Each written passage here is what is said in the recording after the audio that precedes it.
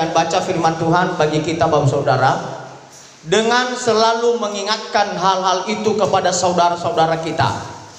Engkau akan menjadi seorang pelayan Kristus Yesus yang baik, terdidik dalam soal-soal pokok iman kita dan dalam ajaran sehat yang telah kau ikuti selama ini. Balikoda imane na fahae fefudae badalifusa samati batobali dauge dania enoni Yesu Keriso sohale wasisohi ba otohuge wohale wo lele tedeme badaromali lobalangi nifaduhusida tede baba mahae siduhu sino sagute dae.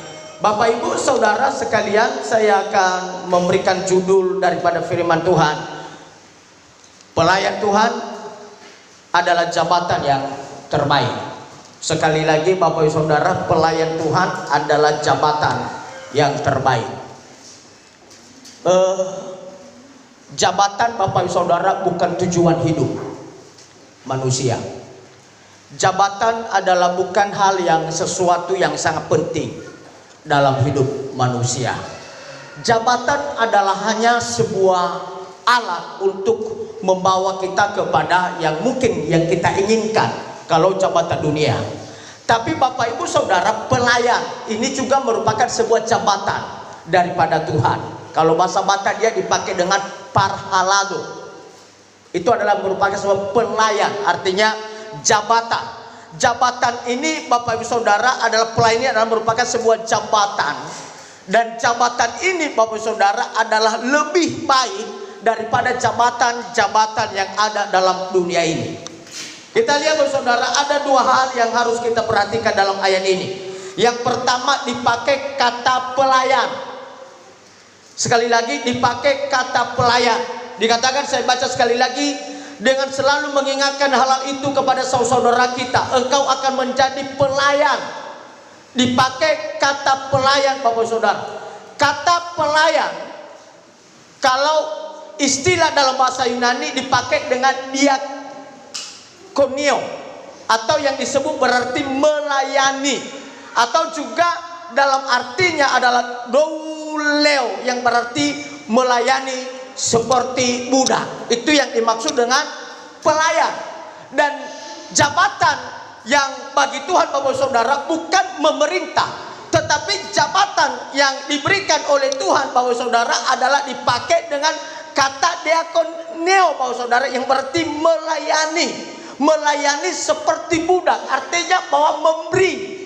Bapak Saudara, di dalam perjanjian baru pelayanan juga adalah kita bisa melihat Bapak Saudara dalam Matius pasal 20 ayat 28 berkata, sama seperti Anak Manusia datang bukan untuk dilayani, melainkan untuk melayani dan untuk memberikan nyawanya menjadi tebusan bagi banyak orang. Kita bandingkan di Markus 10:45, hampir sama Bapak Saudara. Karena Anak Manusia juga datang bukan untuk dilayani, melainkan untuk melayani dan untuk memberikan nyawanya menjadi tebusan bagi banyak orang. Nah Bapak Saudara, adalah pelayan, adalah Bapak Saudara bukan memerintah, tetapi pelayan Bapak Saudara adalah mau bekerja. Amin. Menurut Kamus Besar Bahasa Indonesia, pengertian melayani adalah membantu, menyiapkan, mengurus apa yang diperlukan oleh seseorang. Itu adalah melayani. Membantu, menyiapkan, mengurus apa yang diperlukan oleh seseorang. Sedangkan pengertian pelayanan adalah usaha melayani kebutuhan orang lain. Itu yang disebut Bapak Saudara tentang melayani atau pelayanan. Pelayanan adalah usaha untuk melayani kebutuhan orang lain. Maka Bapak Saudara, saya rindu, saya dan saudara, untuk menjadi pelayan Tuhan. Amin. Kalau untuk menjadi pelayan Tuhan Bapak Saudara, berarti kita harus mengurus, menyiapkan, membantu, bahkan menyiapkan, mengurus yang diperlukan oleh seseorang, oleh sesama kita manusia. Bahkan pun dikatakan adalah usaha melayani. Pelayanan adalah usaha melayani kebutuhan orang lain. Itu yang disebut dengan pelayanan. Mana lebih bagus Bapak Saudara, kita dilayani atau kita melayani? Bapak Saudara, sesuai dengan versi Alkitab, bahwa lebih baik melayani daripada dilayani. Yesus datang ke bumi bukan untuk dilayani, tetapi Yesus datang ke bumi adalah untuk melayani. Amin. Pelayanan pada zaman ini bernuansa dengan profesi juga. Itu adalah pelayanan. Sebagaimana kita menyebut para pendeta, majelis atau rohaniawan, atau sebagai pelayan, melayani di sepenuh hati atau sepenuh waktu, yang disebut dengan full time. Tapi kalau menurut aku bukan full time, karena tidak mungkin tidak tidur dia, tidak mungkin tidak kerja dia, tidak mungkin tidak jalan-jalan dia. Tapi menurut aku adalah bukan full time, tapi full hand. Artinya sepenuh hati, bukan sepenuh waktu Bapak Saudara. Artinya adalah sepenuh hati. Nah, tujuan pelayanan Bapak Saudara adalah membawa orang berubah. Itu adalah pelayanan. Tujuan pelayanan adalah membawa orang berubah. Yang tadinya dia orang jahat menjadi orang baik. Yang tadinya dia adalah orang yang tidak beribadah kepada Tuhan menjadi orang yang beribadah kepada Tuhan. Itu adalah tujuan, adalah melayani, membuat orang berubah, membuat hidup orang berubah, membuat keadaan orang lebih baik, membuat keadaan orang lebih setia kepada Tuhan, membuat keadaan orang semakin takut akan Tuhan. Itu yang disebut dengan tujuan daripada pelayanan Bapak Ibu. Kita lihat Bapak Saudara dalam Roma 12 ayatnya yang kedua berkata, ini adalah tujuan pelayanan. Sekali lagi, adalah tujuan pelayanan dalam dikatakan dalam Roma 12 ayat yang kedua. Janganlah kamu menjadi serupa dengan dunia ini, tetapi berubahlah oleh pembaharuan budimu. Bapak Ibu Saudara, yang terpenting adalah tujuan pelayanan Bapak Ibu Saudara adalah untuk mengubah hidup orang. Amin.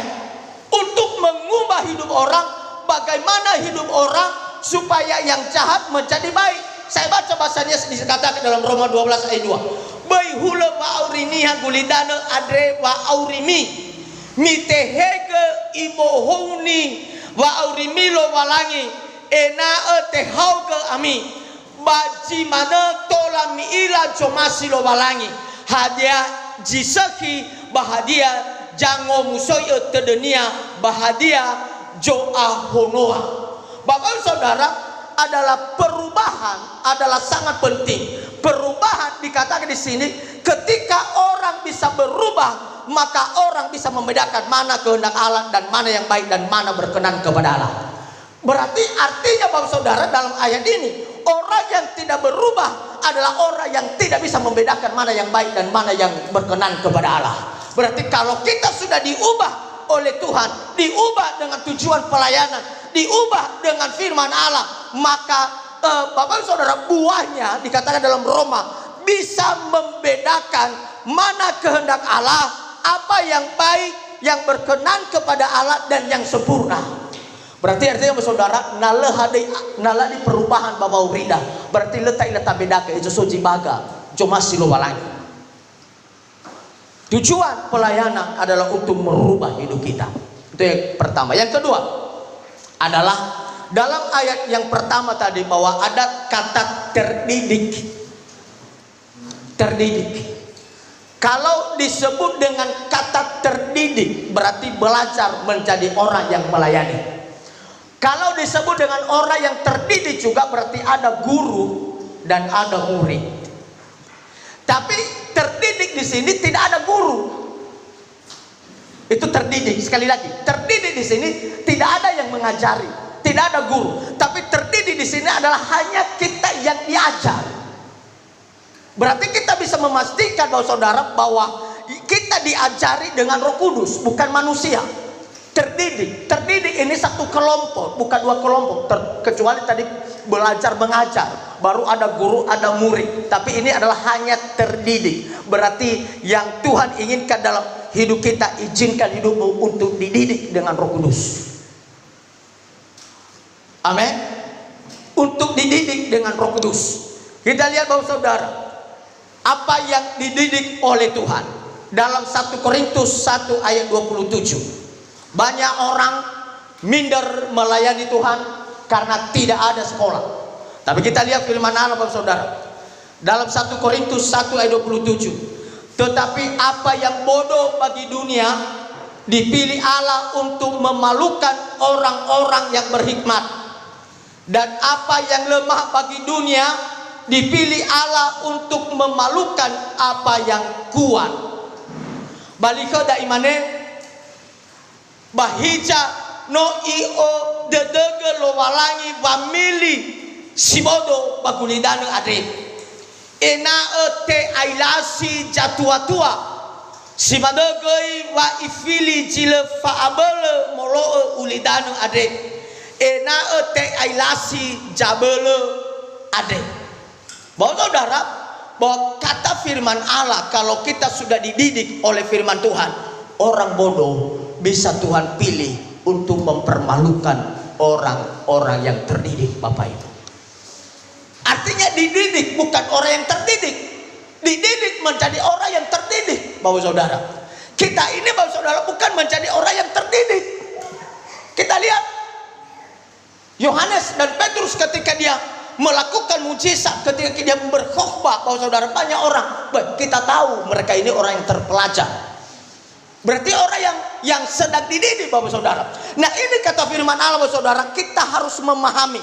Pertama, kita harus memahami dulu bahwa ajaran Kristen berpusat pada pribadi Yesus. Itu adalah terdidik, Bapak Saudara. Lalu kita akan dididik dengan firman Allah. Maka oleh sebab itu, Bapak Saudara, jemaat-jemaat Tuhan yang terkasih, pada pagi hari yang indah ini, izinkan hidupmu untuk diajari dengan Roh Kudus.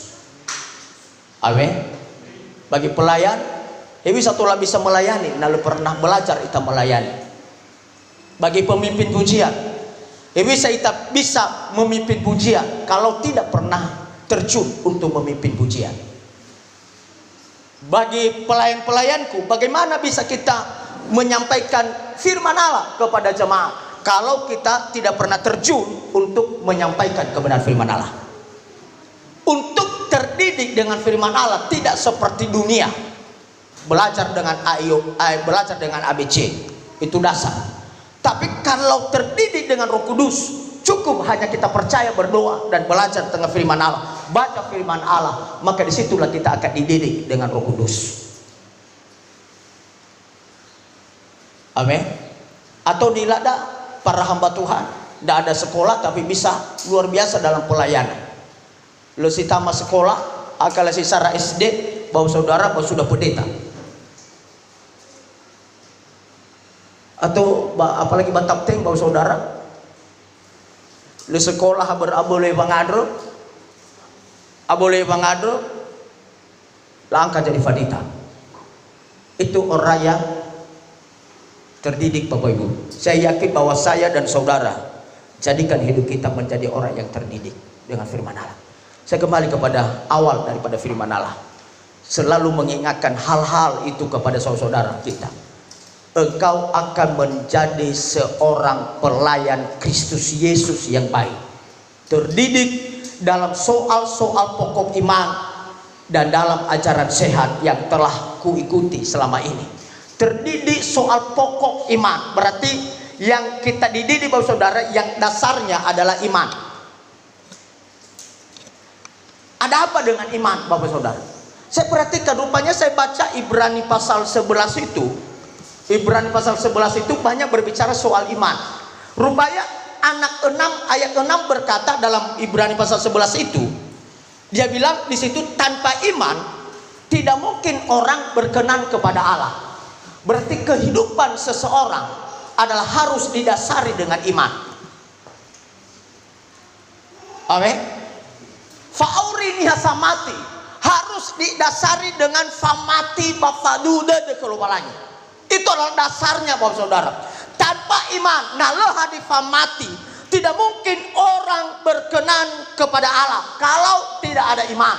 Bahkan iman inilah yang akan memberikan kita kehidupan. Dalam Yakobus berkata, iman tanpa perbuatan adalah mati. Berarti yang menghidupkan iman kita, yang menghidupkan Bapak Ibu Saudara adalah yang menghidupkan iman kita dalam hidup ini ketika kita berbuat yang baik, ketika kita melakukan yang baik, ketika kita melakukan perbuatan yang baik dalam hidup ini, Bapak Ibu. Itu yang menghidupkan setiap kehidupan kita. Maka dikatakan di sini, tetapi tanpa iman tidak mungkin orang berkenan kepada Allah. Sebab barang siapa berpaling kepada Allah, ia harus percaya bahwa Allah ada dan bahwa Allah memberi upah kepada orang-orang yang sungguh-sungguh mencari Dia. Bapak Ibu Saudara, tanpa iman tidak mungkin orang yang berkenan kepada Allah. Seorang janda dan seorang pelacur hanya oleh karena dia, Bapak Ibu Saudara, hanya oleh karena dia menyembunyikan orang-orang suruhan Allah, maka dia diselamatkan oleh Tuhan. Itu adalah perbuatan. Padahal, oh saudara, itu seorang pelacur, tapi karena dia memiliki suatu perbuatan yang baik, menyembunyikan, menyelamatkan orang-orang percaya, maka dia diselamatkan ketika kehancuran Yeriko itu, Rahab itu. Ketika dia kehancuran itu diselamatkan hanya oleh karena perbuatan itu. Maka oleh sebab itu, Bapak Saudara, saya kembali kepada firman Allah. Saya kembali kepada firman Allah. Pelayan Tuhan adalah jabatan yang terbaik dalam setiap hidup kita. Amin. Haleluya. Oleh sebab itu, mari saudara-saudaraku dalam pelayanan pekerjaan Tuhan di tempat ini, mari kita giat untuk melayani Tuhan. Upah kita besar di surga. Sampai di sini firman Allah. Kita bagi berdiri, Bapak Saudara. Saya undang pemain musik untuk maju ke depan. Kita akan